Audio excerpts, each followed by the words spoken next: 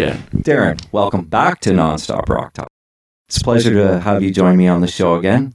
I guess it's been 8 or 9 months that you were last on. At that time, we were discussing your first solo album, Lifting the Curse, which was a stellar instrumental release. Today, we are discussing your newest release, Wonders of the Invisible World. But before we get to that, how are you doing, man? I'm doing great. It seems like 8 or 9 months. It seems like forever, and it also seems like yesterday. Yeah. Yeah. And I believe the last time we kept cutting out. Yeah, you're right. I remember that because I'm in the same place as I was then. I'm in the same room, and I remember that. But it seems we're having no problems right now. Yeah. Well, I think last time it was. I've actually got you tapped in on Gmail from my computer. Last time I had a different phone and I was still able to record off of it. And I think the issue was my phone. So I think, yeah. So we've gotten rid of that and we don't have to worry about that. And it looks like we're clear and we're in the clear. So we're good. Awesome. Thanks. Yeah. Nice. So my assumption, and maybe this assumption is incorrect, that possibly this album was done obviously during COVID. Would this be kind of a thing of you woodshedding and coming up with new material while we're in a pandemic? Kind of. And I say that because it was going to get done anyway. Right. It wasn't like I came up with the idea. That, what happened after my car accident with Lifting the Curse was I wasn't really intentional, and then there came a point where it was like, okay, now it's intentional. I am going for this. This one I knew I was going to do. I just didn't. Yeah, I didn't. None of us expected a pandemic and quarantine and all that stuff. So, it definitely that was a period. But I'm kind of blabbing on about this, but I may as well just mention it. Where a lot of people think, hey, it's a great time to write songs and make music. But there's a certain element of, like, why? What am I even doing here? What's going to happen? Can I play live? Am I going to release this? Who's going to care?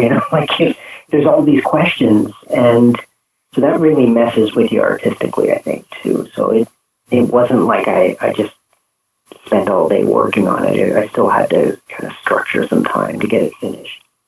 Yeah. It's such a weird dynamic. It's like, in some aspects, not being able to play live for so many musicians is just more or less like cutting off your hand because, if you're an original artist and you have your creativity and you're doing your album, but in theory, doing the album means that you want to go out and play it as well, and you want to be able to perform live. So it's so I totally understand what you're getting at with that. Yeah. And of course I have other projects and other bands, all going too. And plus my business, my reptile business, which I do shows for, summer camps and all that. Yeah. And that all got wiped out. So it was like just a whole lot of uncertainty and basically lost a year of shows of live performance from everything. And a year and counting because who knows what's going to happen. That's right.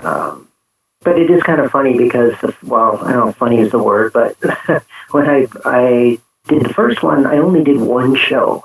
Yeah. And that was opening for Bisto Blanco because I was asked to do it, and the album wasn't even out yet. So there were a lot of kind of cover songs mixed in and some just weird stuff. Yeah. But that was it. I never had time to really get a band rehearsed and to get a show together. It just didn't happen. So this time, because people kept asking me, I'm like, I have this little document of checklist of things I'm going to do, and that was on the list. I was planning when this album came out to, get on the road a bit, but now it's not out of the question, but it's just not going to happen yet. Yeah, and that's just it. And I mean, it was announced today by the government that they have purchased the vaccine. And it could be starting in the next few weeks, which I was kind of surprised about. I didn't expect anything until the new year. So, but yeah, it's still going to be a long time because it's not like everybody's going to be able to get the vaccine all at once. It's going to be kind of the nursing homes and the people in the older people in facilities and the frontline workers and whatnot. And then and those who it should be really, exactly. Makes sense. Exactly. But let's talk about music. Yeah. Now tell me how you feel this material compares to the first release. What was your mindset on this one compared to the first one, actually? And I mean, in life, we pretty much go through different phases of how we feel. So to me, that is kind of a pertinent question. When you're a lyricist, it's easy to convey because it's your feelings. But as an instrumentalist, guitarist, it's what comes out from your brain to your fingers. So what was kind of your mindset on this one compared to the last one? Yeah, that's a good question. And really, I'm also a lyricist. I mean, I've written my entire life songs, like just actual regular rock songs, pop songs, whatever. And at this point, I kind of think that's what separates me from a lot of instrumental guitar albums or guitar artists is that the songs are still structured like songs. Like, it's kind of obvious. There's your verse, there's your chord. I mean, I do take some liberties, of course. What's different about this one, I think, is, I mean, kind of like you said, life is different. Yeah. And the one thing that I intentionally did different was, well, I learned a lot on the first one. I learned a lot about what I was doing with the production. I have a long way to go, but I was learning, and I'm learning just all of the ins and outs. So I kind of made a point of, for one thing, putting more guitar into it, like spending a little more time on the guitar parts, and also just trying to make everything, that much better. Like trying to bump up the quality of everything. And I don't know. I think it worked. I think I've succeeded. At least it's not perfect, but it is better. It's, there's a gradual growth there. That's cool. Now, as I listen to it, I still hear that there's a darkness that was on the first one. Do you kind of attribute that to the fact that is primarily how your guitar playing comes out? Yeah, I think so. I think, it's just kind of the way I write. I think there's some, fun, quirky things going on. Yeah. But a lot of it does still kind of lean back. There's one song, because I'm working on a video. Actually, I was working on that on the weekend, and I was watching the footage and everything, and I'm like, I'm going to be one of those people, and I'm scrapping everything and starting over. Oh, boy. I'm like, no, this sucks. But, that's how it goes. But the song, I was relearning it because whenever you do a video, you think, oh, I know it, and then I better relearn it. So what I noticed was that I was writing it from the perspective of a major key, but it kind of came across in the, relative minor. Yeah. And so it sounds like one of the darkest sounding things on the album. Yeah. So it's funny how that is, yeah. That is funny. Now, in terms of musicianship, on the last one, it was primarily you and drummer Emily Dolan. Did you follow that same path on this one, or was this primarily everything is you on this one? Yeah, every single thing. I had no additional players, samples, anything. Everything that's on this is entirely me. So if you like it, great. If you don't, it's all my fault. No. But yeah, it is. It's all done by me. The only place where it finally changes is when I get mastered, and that's my advice to anybody who's putting out their own any album is to don't skimp on the mastering. Get somebody a good company or somebody who really knows what they're doing. It makes a huge difference. Yeah, it makes a big difference. You're totally right. I agree with that. Now, let's talk about the first track on the album and the title track, Wonders of the Invisible World. What was your thinking behind that title, and how did it coincide with the actual song? I mean, you obviously, and we did touch on this before, but you must listen to it and all of a sudden the title comes to you. It's just such a cool thing. Yeah, sometimes that happens. Other times, it's kind of like in my phone, this is the thing about digital stuff, right? In my phone, I have samples. Even today, I'm like, oh, I gotta press play on my little voice recorder and record a little guitar part because I'm like, yeah, this is kind of cool, a chord or melody or whatever. I do the same thing with lyrics. And also with song titles, I'm always in my notes. If I come up with little ideas, I put them in there. That's kind of neat. And sometimes that'll come back to me. I'm like, oh, this is a perfect title for this song. Wonders of the Invisible World. That one, the title, I totally lifted that from, I'm just drawing a blank. Cotton Mather, I think is the name. Geez, I don't know why it's just giving me a blank there, but based on the Salem witch trials, he put it out. I think it was 1693. Oh wow! And to me, it was like this is what you get from working in the library, right? Yeah. But it was very much like an excuse for all the atrocities that happened. Like it was not taking ownership of what they did. It was making excuses for hanging a bunch of people that were innocent. And so I thought, well, it's kind of neat because the title, I can put a positive on it. And then also the fact, like, Wonders of the Invisible World, well, music is invisible when you think about it. It's in the air. I mean, unless you're reading sheet music, which, no judgment if that's what you want to do for fun. But I mean, just music in general, it's in your ears, it's in your head. So it's invisible, and it's, I don't know, to me, it's a magical thing. It can, inspire so many emotions. And, so yeah, that's where the title came from. Kind of a long explanation, but no, that's good. That's perfect. It's funny because you don't really put that into context of. And it astounds me. And I said this before. It's just trying to come up with a title for a piece of music that doesn't have lyrics to it and doesn't have a chorus. You know what I mean? And it's funny because you could put anything. You could. Really, you could say anything. Yeah. You could, but I think sometimes just in a title, it creates a vibe or a mood as well. So coming up with the right title, I think, is very important. Like, just imagine if, like, Joe Satriani, for instance, Surfing with the Alien. And the cover kind of coincides with that album as well. And there's Surfer Dude. But I couldn't imagine it being called anything else than Surfing with the Alien. Yeah, and of course, because that's what we know, right? Imagine maybe if it was called something else, we couldn't imagine it being called something I know. And that's such a weird concept, right? We could talk about it forever, but it is, to me, it's like I couldn't imagine that being, or Satch Boogie, for instance, Yeah, it's good. Which, of course, it has that a swing, so Satch Boogie makes sense, right? Yeah, exactly. I mean, it's just, to me, it's just a very cool type of thing.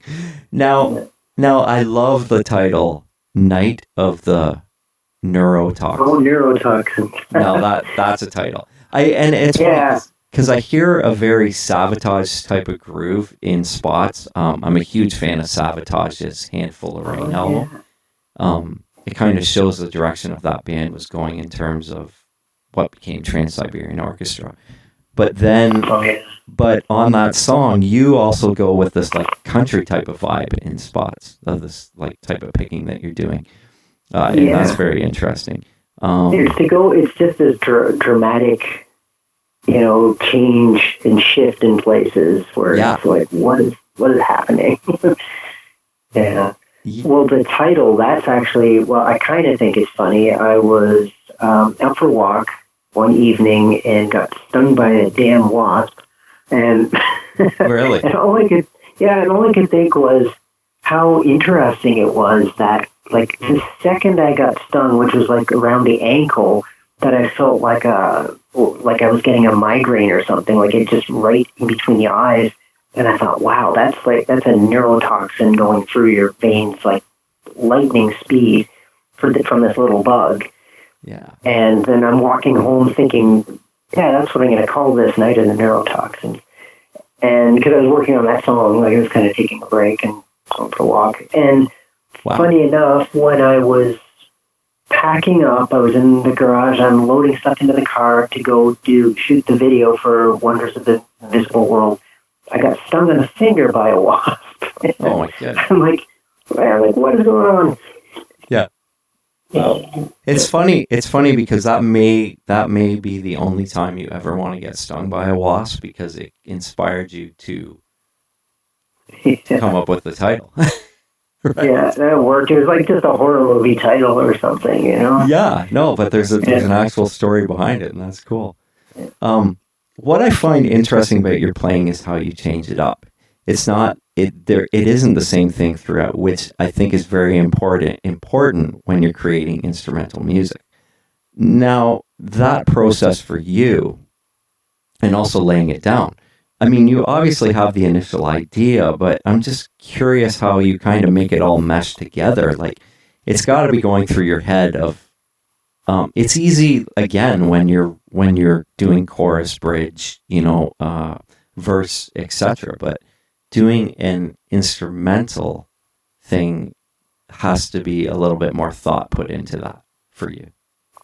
Well, yeah, I think there's obviously a lot of attention to detail, and I say this I'm not complaining. It's just a fact. When you're doing everything yourself and you're producing it, and you're mixing it, and you're like every detail, it takes a lot more time, right? And so that's one of the reasons why, I can't put one of these out every, 5 months or something, or every 2 weeks like Spotify would like, just, you can't can't do that. You have to put the time and effort into it, and like I said, details, because not only like if I played the exact same, melody, cut and paste, for this verse and that verse and everything, it would get pretty stale pretty fast. So there are subtle differences where the bass does something different, or keys start coming in, or I add a harmony or something.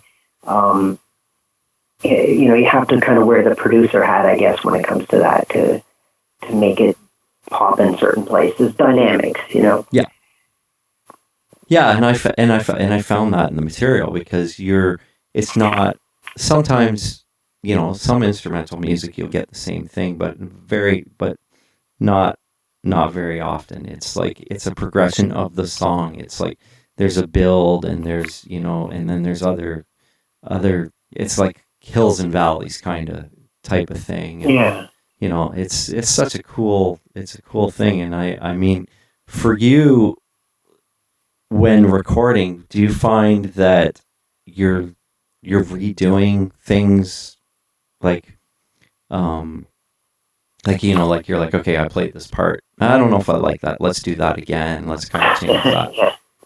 So you're probably your own worst critic, right? Because you're like, okay, is that a major process in doing this kind of thing? It is for sure. I mean, there are some parts which are, kind of ad-libbed, and it's like, okay, that's that's what I wanted to capture, and I'm going to leave it. But a lot of it is, okay, that's pretty good. Now I need to work on it and refine it and make it better. Most of the time, as a guitar player, you probably appreciate this, but when I'm writing solos for any song or lead parts, I find I will immediately use way too many notes. Where you're just shredding and then go, what was I thinking? And then it's like, all right, I'm going to knock 30 or 40% of those notes out, and make every note count, and it just makes everything so much better for the listener. Yeah. Because sometimes it's just, sometimes it's just nonsense. It's like, why am I doing this? And I don't mind if, the shredder label, but it's not really accurate for what I do. I mean, even somebody like Steve Vai, and I'm not comparing myself to Steve Vai, just to put that out there, but somebody like him, where people will call him a shredder, but he isn't really, I don't think that's what he does, I don't think he's capable. He's very, No, he he's makes it capable. interesting. Yeah, but he's a composer, you know. Yeah. Yeah, I totally agree with you. And it was funny because in the last few weeks, he's made comments about Eddie Van Halen and saying, I will never be Eddie Van Halen or even close to what Eddie Van Halen was, which I think is a huge compliment coming from Steve Vai. Sure. Like, Yeah.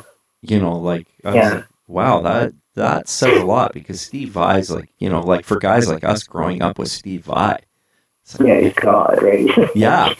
Yeah, it's like Eddie Van Halen's God, but so is Steve Vai. I mean, they're, you know, Yeah. when he Well, went I look at it like there are the gods, right? And yeah, and when I think, I mean, Eddie is somebody that, I mean, you just don't hear, whether even before his passing, you just didn't hear any great guitar players dissing Eddie. You know, nobody, because he just, you know, he was a lot more than Eruption, as great as that was, and he could have ridden his entire career on that. He could have just said, all right, there we go, Eruption, that did it, but he didn't.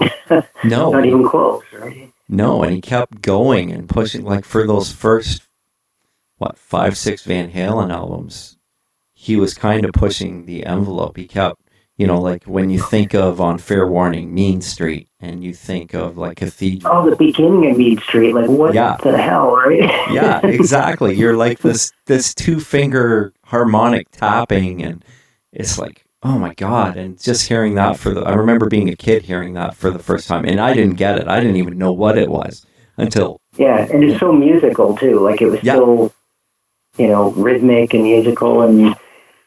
But I mean, when you think about, you know, some of these, I mean, some of the players today that, you know, like Steve Lukather and Phil X and some of these guys that are just, you know, insanely good, and they all, you know, have nothing but love for Eddie. So, I mean, that says something, right? It says a lot, and it's funny because, you know, before Eddie passed away, it was kind of like, it wasn't on the forefront because no one was talking about it. And then all of a sudden, Eddie passes away, and it's like this huge musical, so many people are just like, I can't believe he's gone. And this is unbelievable. It's still hard to believe because.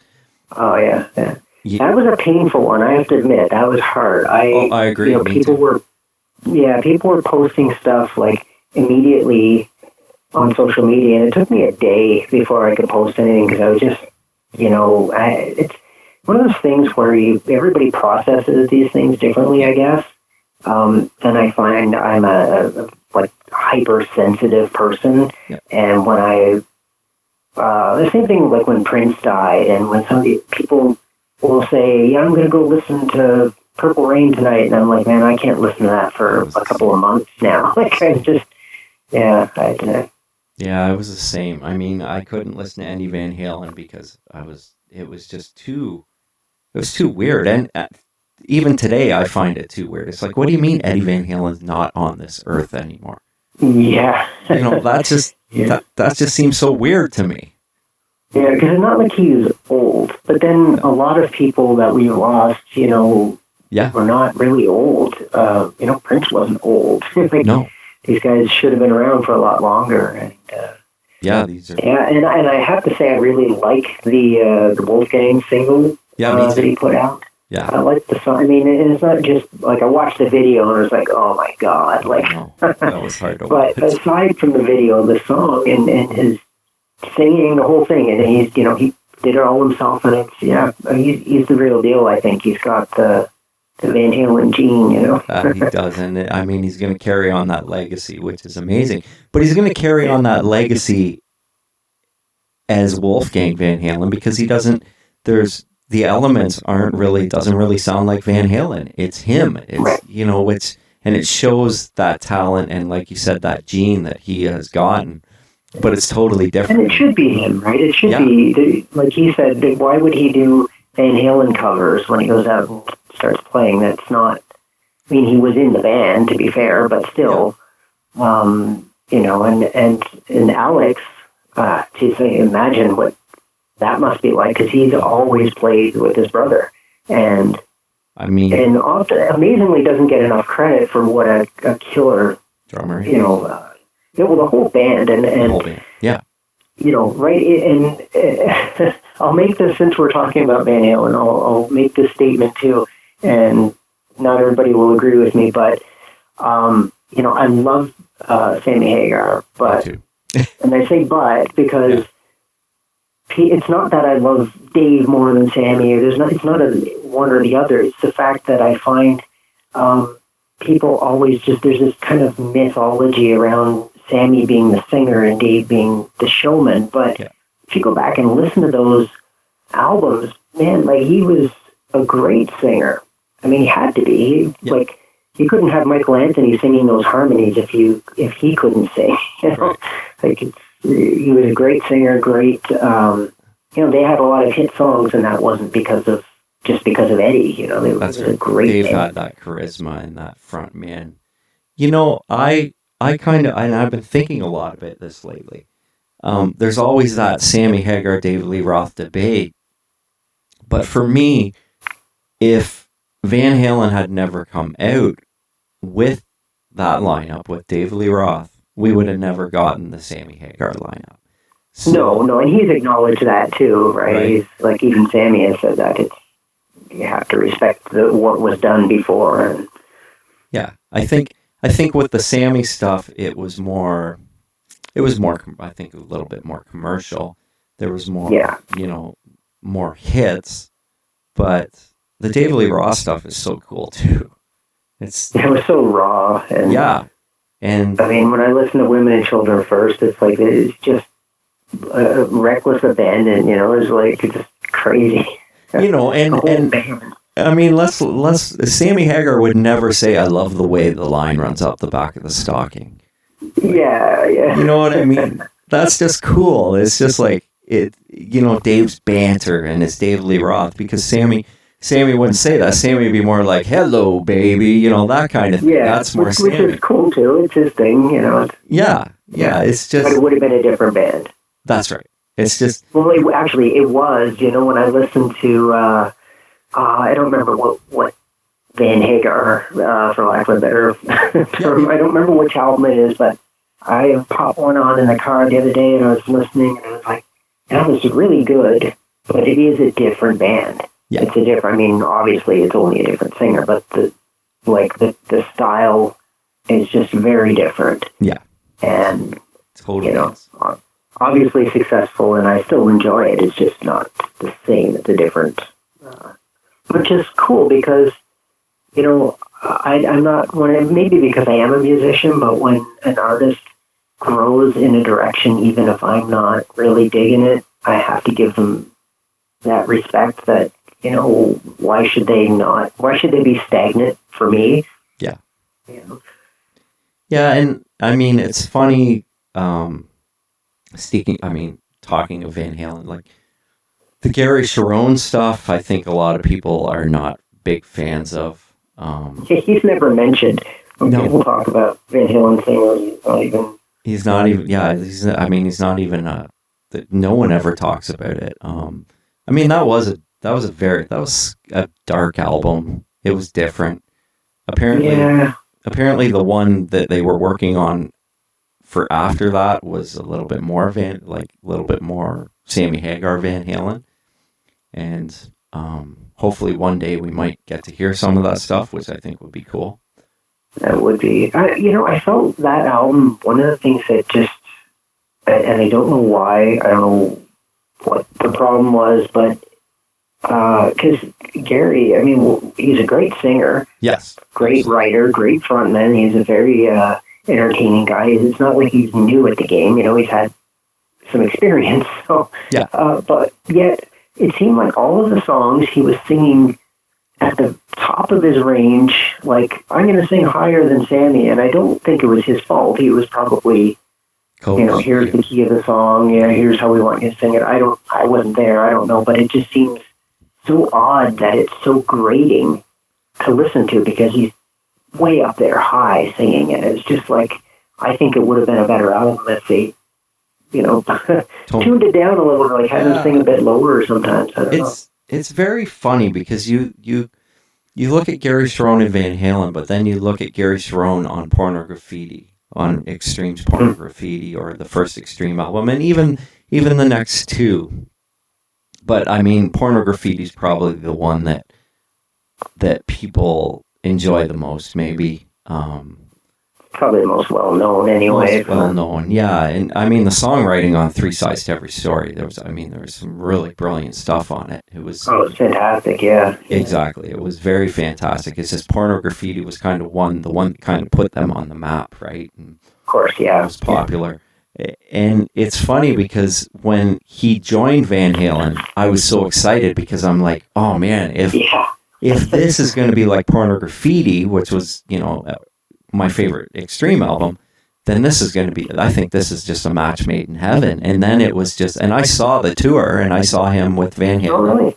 Yeah, and he was great. And I will say that. Yeah, I saw some of the live footage and I was like, that was totally different than what the album was. Yeah. Like he fit, I thought. He fit with the band. Yeah, and you know what? He's a super talented guy. And I also think back to the Freddie Mercury concert when Extreme played it, and I thought, out of everybody that played that day, I thought they were one of the best, like doing all that Queen stuff, and it was unbelievable. And I thought Gary Cherone, so when he joined the band, I thought, okay, this is perfect, the perfect guy to replace Sammy Hagar, to have that next step. It was just, it's such a weird thing, and but I think maybe the album wasn't as good as it could have been, but I think the fans also couldn't accept another Van Halen singer either. Yeah, how many times can you manage that level of success, right? It's, we did it once, we'll get another singer. Yeah, I mean, they should have taken a cue out of the Black Sabbath book, where, Ozzy and then Ronnie James Dio, and then you've got Gillan, and getting Gillan in was a complete bust, right? So, yeah.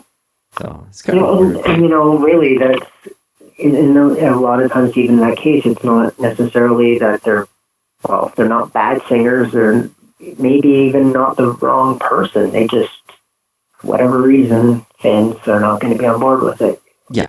Well, I mean, look what happened with Motley Crue, right? When they got Karabi, even myself, I mean, now it's one of my favorite Motley albums, but when it came out, I was like, it's a little bit weird, but Vince had Exposed out, which was like more Motley than Motley, It was an amazing album. Playing on it. It was. Yeah, it was if you liked, the glam metal of the day, then that was perfect. Yeah, and then Vince was singing well, and I was a fan of the Scream, so no, I will rephrase that. I actually bought the Scream when I found out that John Corabi was the new singer of Motley Crue. So I was like, I want to hear this guy, hear what to expect. I loved Exposed, and I will say that I still love Exposed. I think in terms of Vince coming out, I understand he had a bit of help on it, but I think he did a great job, and it was, like you said, it was Motley Crue Part 2. It was singer Motley Crue as he should sound. But the Motley Crue self-titled, I remember the first time I heard of the debut of Hooligan's Holiday on the radio. And I was actually one of the people, I was like, I love this. I just think this is amazing, right? Maybe it was because I knew what to expect with John Corabi, because I had already heard his previous material. I don't know. But I was really excited about it, and I was very disappointed because after buying the album and hearing how great it was, I was disappointed at the fact that people just didn't buy into it. It was a very strange thing. Well, because it's so different, right? It was so different than what... And it took a long time. It took a long time to get out, and it's, and you figure it was a bit ahead of its time, sonically and everything. And at that point, a lot of the people who were Motley fans, with everything kind of switched over, where they still wanted something, I think, that was like Exposed or like Motley. They didn't want something too 90s sounding. Yeah. But, you know, and that's one of the things, like you said, about Vince getting some help doing Exposed. And a lot of times that's the case with solo albums. And I think that's why, like, on my solo album, I was saying, like, you know what, it's a true solo album. So everything is done by me. And I was it Belinda Carlisle. Not that I'm trying to throw anybody under the bus here, but, you know, there's somebody who had a huge, successful career outside the Go-Go's. Yeah. And I love the Go-Go's. I think, like, great songs and just the perfect element of all the musicians in their original form. And they're still great, but when Belinda went and did her solo stuff, I thought, okay, well, it's going to be a representation of who she is, but really it was, you know, a team of, you know, songwriters and producers, and, you know, so I was kind of disappointed to go, wow, I'm reading the credits and she didn't do anything other than, you know, show up and sing, and which is not a bad thing. It's still her singing, but, you know, I didn't like the direction as much. It was too poppy for me, but anyway, I guess my point is that she didn't, like, it's not how much of a solo album is it? Yeah. What was Heaven is a Place on Earth? Is that one of her? That was one of the big hits, yeah. That was one of the big hits. I was just trying to think. I was like, what was that big hit? And I do remember that. And she, I mean, so it was kind of a situation where they were kind of molding and making her into a pop star, I guess you could say, right? Yeah. Which is unfortunate. You know, yeah, I mean, it's the good news, I guess, is that if you liked the original band, that they're still doing stuff, and you know, they've gone through all kinds of lineup changes throughout the year, but it actually is. They have a documentary out, but I didn't see it. It just it came out like recently. I don't remember where it is, but they did, like, where to find it, but it is out. I'll have to look that up. That's cool. I'd like to watch that. I mean, I'm always usually anything to do with a rock band or, you know, I usually try and watch it because it's always interesting. I would like to hear people's stories, and a band's story. It kind of fascinates me. Yeah, even if they're different. Like, if you read, I was reading Kathy Valentine from the Go-Go's, her blog, and Belinda Carlisle's book, which came out, like, quite a while back, but she even says, Kathy even says, like, my story of the same thing may be different than somebody else's because we're different perspectives and memories and stuff. And, which is kind of fun. So, it is fun. I agree. Now we kind of went off on a tangent there, but that's good. That's why it's rock. Yeah. So Exactly. Let's talk about Ghost Notes. Has an eerie vibe, but could be taken in two ways, kind of like an oxymoron, so to speak. First, of course, it's the vibe, the ghost, you know, spirits, whatever. And secondly, could also be termed in music terms of notes, you know, like ghost notes kind of thing. Yeah. Kind of give me your thoughts on that, on this song. Well, that's you're exactly right with the title, of course. It's, and it has, I mean, there is a, what's the word? It's almost like a concept. Same about the last album. Even though there are no lyrics, the whole thing, the artwork, the sound, everything, it could be a concept album. Yeah. That song is just, you know, I was even toying with whether or not I wanted to put it on there because it is so weird. Yeah. And it's weird. It's different than the others. I wouldn't call it industrial, but there are a few bizarre things going on there. Yeah. It's kind of like, I don't know, I kind of just had this feeling. I liked the way I liked the feeling of it, the atmosphere, and I thought, man, it's kind of cool. I'm just going to, you know, fix it up and put it on there. So, yeah, but surprisingly, it took a lot of work to make it acceptable to me. Really? Okay. Yeah. Yeah, because I mean, like we said before, sometimes you hear something in your head, and then you kind of hear it in your head, but then when you go to do it, it's like, oh, that's not what I wanted. Okay, let's start again, kind of thing. Yeah. Right. Yeah. Now, Ice Storm, and I have to say the Saturday Night Live reference, I've got a fever, and the only cure is more cowbell. Yes, because there is cowbell in that one. That's right. I think there's cowbell in a couple ones. Yeah, and which is great because you're using cowbell. Um, Now, why Ice Storm? Was this written during a storm, possibly? I mean, we live in Canada, so an ice storm in the winter is always possible.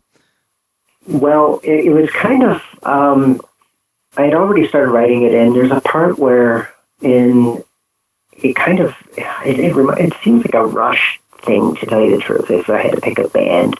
Yeah. There's a part where it just cuts off the chorus right in an awkward place, and like next thing you know, you're on a mountaintop, and it's like, it's got that, and that's what it felt like was a storm.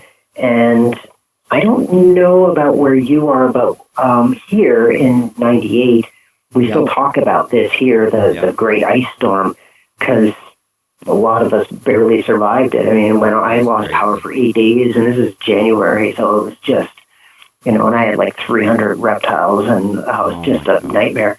Yeah, so that sticks in a lot of our minds here. And then as I was doing this, that's why I called it that, and I kept thinking of how funny it was, how living through that ice storm, and we talk about it like that was 20 years ago or whatever it was. Yeah. And then the fact that now we're living through this pandemic, and we'd be like, I wouldn't have believed that 20 years ago. I would have been, yeah. Whatever, that's never going to happen. Yeah. That, Yeah, so that's kind of where that whole thing came from. That's cool. Now, slithering, that's another one that's interesting to me because as the listener, I mean, you can imagine, a snake, but then the reptile, the snake, or you can also personify it as a snake who's a person. Slithering and snake is always an open-ended question because they're good and bad people. I mean, there's those that can hide their true personality very well, and in the end, true colors show. So, I mean, the term slithering, that kind of speaks to me, even in an instrumental song, because that almost paints a vision of what you're listening to. How did you kind of perceive that? Well, that's interesting, because I had that title written down like probably for 4 years, and I did have, I don't remember even which part, but there was a little bit of it that was already written and assigned to that title. Yeah. And then finally I just kind of expanded on it and probably changed it entirely. But as far as the origins, I kind of felt like it was, I mean, as somebody who is a snake lover, it's kind of like, putting the putting the comparison to something bad with them is tough. But I did think of that sneakiness, and the riff, the main riff kind of has a sneaky sliding around sort of thing going on, and I'm like, that works. Yeah, and that's funny. I mean, so I think you did a really good job of naming the songs, of like thank you. Perception, which I think is really cool, because sometimes, I've got instrumental albums and I don't know what half the names of them, like the songs are. I'll listen to them and think, oh, that's a cool song, but I don't use it. Sometimes I don't pay attention to what the title is to actually, I think possibly with doing the podcast, I have to focus on that a little bit more because we're going to talk about it. And, right. But, which I think is cool. So,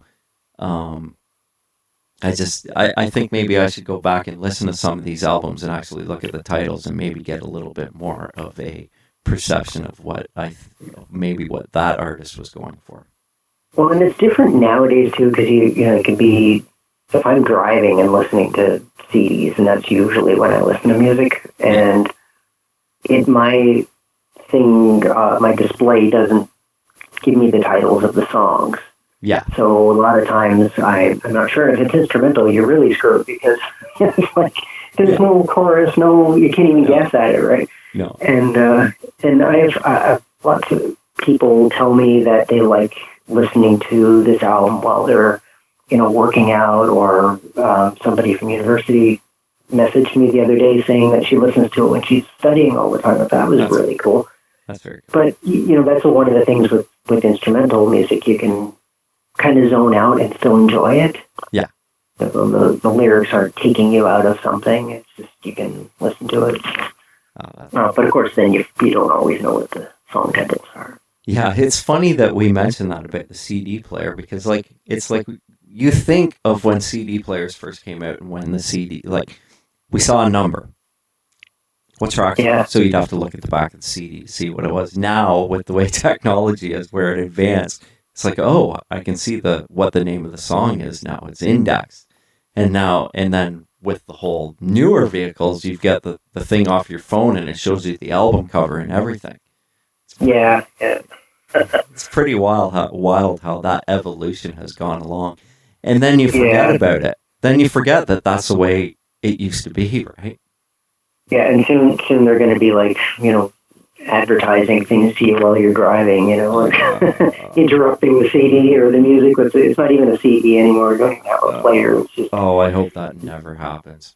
Well, it's when I think about music and musicians and kind of the undervaluing, and I don't want to sound like I'm somebody bitching or anything. It's just a point that kind of sticks with me sometimes. Is how when we think of something like Spotify and I shouldn't even name them by name. I'm not attacking Spotify. It's just the fact that streaming services and that it's criminally low, the percentage that we get as content providers for billion-dollar companies, and we almost do it to ourselves. The musicians make these videos making it look like they're billionaires and they've got this fancy car and all this, the car's rented, and who gets paid at the end of the day? Well, the dancing girls get paid. They should. They're professional. They're there doing their job. The person who owns the house gets paid. The guy who owns the car, well, again, that's rented. The musicians are the ones in debt, and they go back to their job serving, coffee or whatever.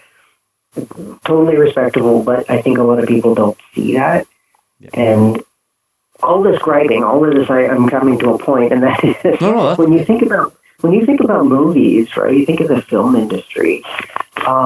If you go and buy a DVD, so you've purchased it, that's your property. You go home, you put that DVD in to watch a movie, and every single time you have to sit through an FBI warning. You have to sit through their advertisement of their company that on something you bought. It's like this is mine. And where that gets to me is like, can you imagine doing that on a CD? Like musicians, people wouldn't accept that. Like, no, they would not be happy about that. But maybe they should have started that to begin with. I don't know. I'm not sure they should have. I get annoyed because I still feel like this is my property. I bought it. Why do I have to sit through your advertisement? Yeah, got it. It's so. Yeah, I'm not saying they should do it. I'm just saying look at the difference of the respect and the way that people view the film industry versus music. But you have people like Gene Simmons, with all due respect, who says, it's the fans who are greedy and they killed rock. But it's not. It's the labels that underpaid the artist, overcharged the fans for CDs when they knew that they didn't cost anywhere near as much as what the hike was. And people are not that stupid, right? They go, come on. So now they think, well, the bands are millionaires. We're just going to steal this, or we're going to... And now they don't even have to. Now it's just free. You can just go on streaming services. Yeah, music doesn't mean anything to people. To a lot of people, it doesn't mean anything. I can just take that. It's mine. I'm going to take it. Yeah. It's like, well, and you know what? To me, I'm happy if people want to stream my music because... at least there's something. I get, and it does help, and I'm appreciative if anybody does. That doesn't cost them anything, and it still makes me happy. But it's just I think it's just the mentality of musicians being basically worthless. Well, I've been thinking about this too, and I think about playing, doing the tribute thing I was doing years ago. And thinking, here we are 15 years later from when I started, and the money hasn't gotten any different. Yeah. You know what I mean? Like, it's still... No, there's no inflation on the payout. No, there's no inflation on payout. It's it's like it's the same as it was 15 years ago, but the prices of beer have gone up in a bar, like all their prices have gone up. So, I mean, where are they going to try and skimp? I guess the band will be the first place they're going to do that, right? Which is unfortunate. Yeah. Well, and I mean, I've played a lot of shows, like what I was saying before about the video. Everybody gets paid first, and then the band is on the hook for it. Well, I've done a lot of shows where, I mean, it cost me money to play, even though the place was packed, and the people at the coat check got paid, the bartender got paid, the sound guy got paid, everybody got paid, and they should. Yeah. But the band is the last one to get paid. Why are all of those people there drinking? Because the band's there. So I know, they all bought a ticket, they all came, and then the band, in order to make that show a success, we did all the promotion and gave away free merchandise to get people there, and then, you basically are out of pocket. And I know it's a weird complaint, especially since we're not playing shows now anyway. But no, that's true. I mean, once we get back to playing shows, I mean, we'll all be happy. But I think you're right. I think even if everybody will be happy. I think so. But it's, I mean, I think it's a good gripe. It's like, okay, like maybe someone will listen to this and they'll go, you know what? Okay, that makes sense to me. I don't think people realize the amount of work that you put in going to a show, getting to a show, doing, you know what I mean? Like, it's not just show up on stage for an hour or 2 hours, whatever you're doing. And none of us are doing it for the money, because if we were, we would have stopped a long time ago. That's right. Exactly. You can make more money doing anything, It's for the love of getting to play and, and people enjoying what you're doing, right? Of course, yeah. It's just such a bizarre... It's a bizarre thing. Well, that's, how many times I've read articles online and watched YouTube videos of people who are, what's the word here? Like, I don't want to say gurus, but, that are helping people with their path on their musical journey. Yeah. And people always say, well, treat it like a business. You want this to be a business, you have to treat it like a business and invest in yourself. And usually the people who say invest in yourself they have something to sell. Yeah. Which is fine. But I guess my point is that I have been in business for over 2 decades for myself, and I've never seen a business that operates like the music business. There are, it's not like, here's my price, pay my, it doesn't, it doesn't work. It's funny because everybody wants their hand in the business, I guess you could say. I mean, when you become a big band, if you ever look at one of those pie charts of what the band actually gets and what everybody else gets, it's crazy. Yeah. It's nuts. So. Yeah, and they're the first ones to get dropped if things aren't going so well. It's like, well, this band has outlived its purpose. Like, yeah, and I mean, that's not an uncommon thing, because I think every band, so many bands have outlived their genre or whatever it is, right?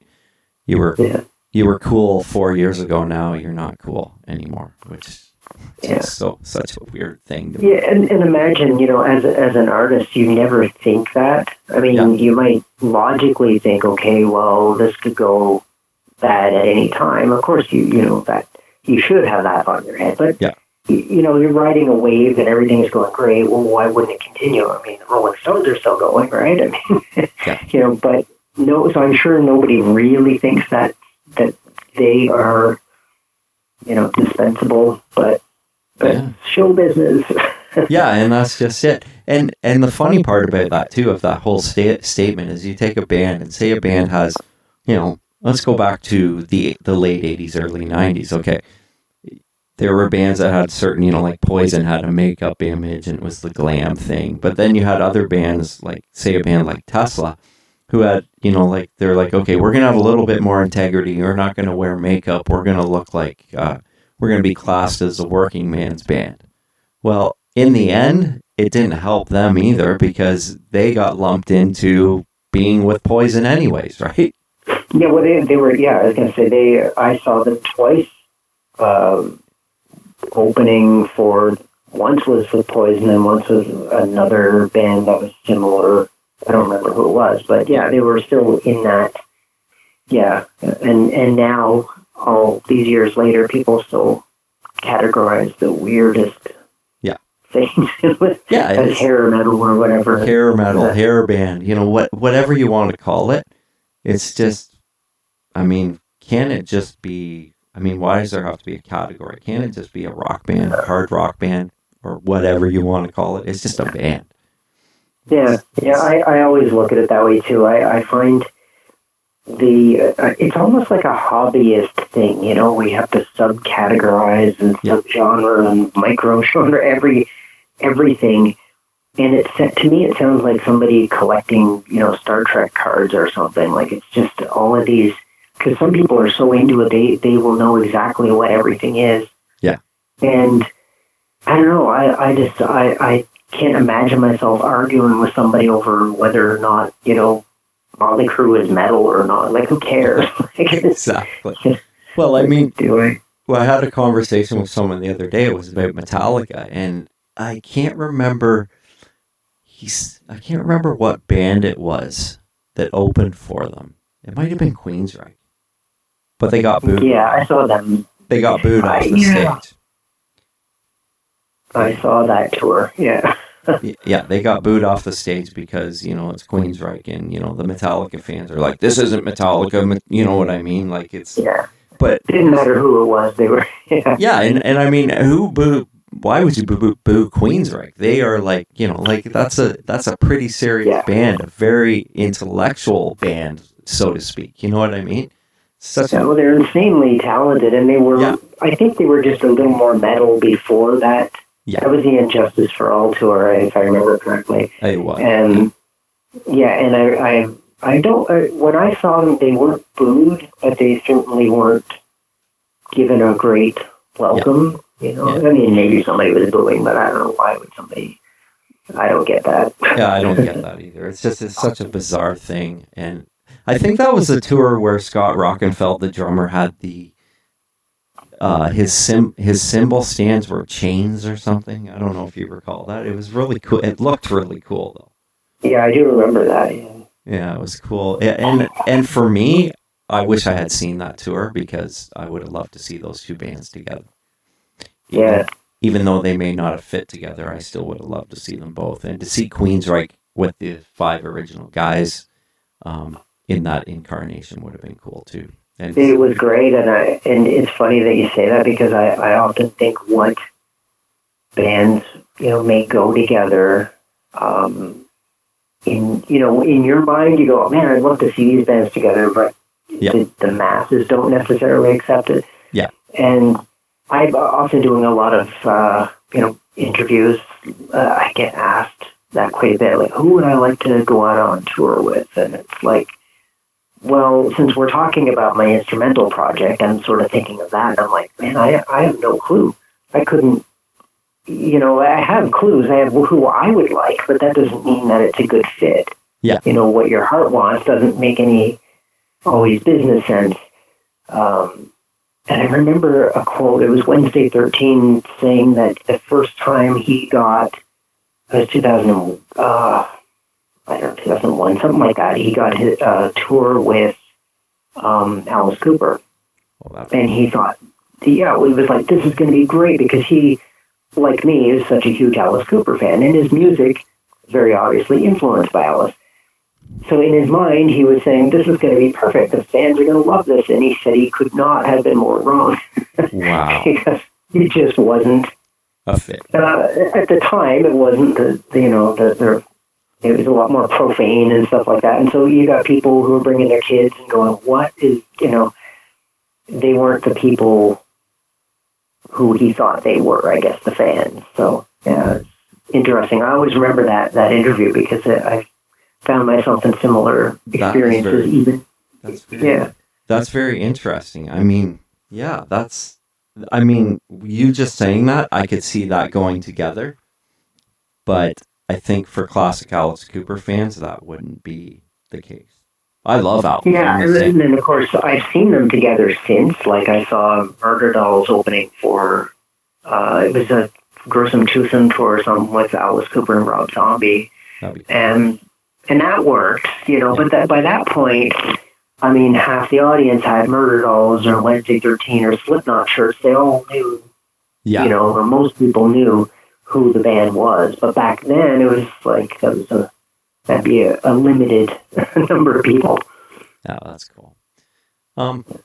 Well, I have taken up an hour of your time, and I appreciate that. Oh, wow. Man, that was so good. As always, it's always a pleasure. So hopefully, I'm sure we'll get to do it again, and I appreciate it a lot. Oh, thank you so much. It's always a pleasure. This is a blast. Okay, man. Well, you enjoy the rest of your night, and hopefully we'll talk soon again. You bet. You too. Okay, take care. All right. Okay. Bye. Bye-bye.